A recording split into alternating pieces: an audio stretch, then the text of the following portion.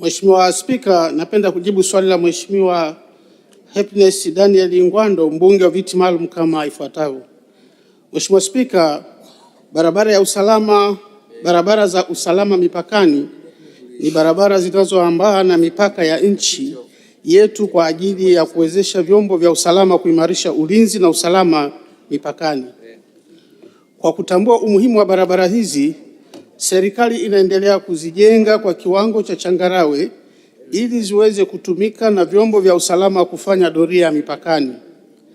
Hadi sasa serikali kupitia TANROADS imejenga jumla ya kilomita 1759 kwa kiwango cha changarawe katika mikoa ya mpakani. Aidha, serikali inaendelea kujenga sehemu zilizobaki kwa awamu kwa kiwango cha changarawe kulingana na upatikanaji wa fedha. Asante kwa majibu mazuri ya serikali.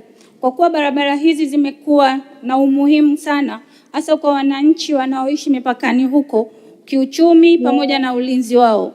Kwa mfano, tukiongelea Dapoli Mbinga, Mitomoni Songea, Magazini na Mtumbo kuelekea Wenje na Lasi Tunduru. Je, serikali ina mpango gani wa kupeleka pesa kwa haraka ili kuzuia watu wabaya na wahalifu ambao hawaitakii mema nchi yetu? Swali la pili, barabara ya Mtwara Pachani kuelekea na Lasi Nguse imefanywa upembuzi yakinifu kuanzia mwaka 2022 na usanifu wa kina.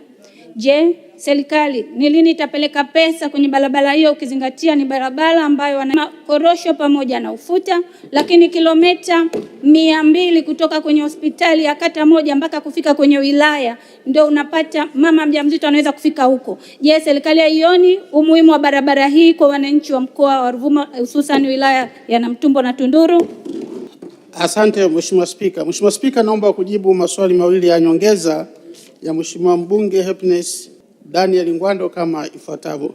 Mheshimiwa Spika, kama nilivyosema katika jibu la msingi, kipaumbele cha kwanza kwa barabara za mipakani ni kuhakikisha kwamba nchi yetu inakuwa salama, kwa maana ya kusaidia vyombo vya usalama kuweza kupita muda wote inapohitajika, na ndio maana tunazimarisha, na pale ambapo hatujazifungua tunahakikisha kwamba tunazifungua. Lakini natambua pia zikishajengwa pia inakuwa ni msaada mkubwa kwa wananchi ambao wanazitumia hizo barabara kwa shughuli zao za kawaida, ikiwa ni pamoja za kiuchumi na za kijamii. Kwa hiyo nimhakikishie Mheshimiwa mbunge, serikali kama tulivyosema tutaendelea kuzimarisha na kuzifungua na kuhakikisha kwamba zinapitika muda wote.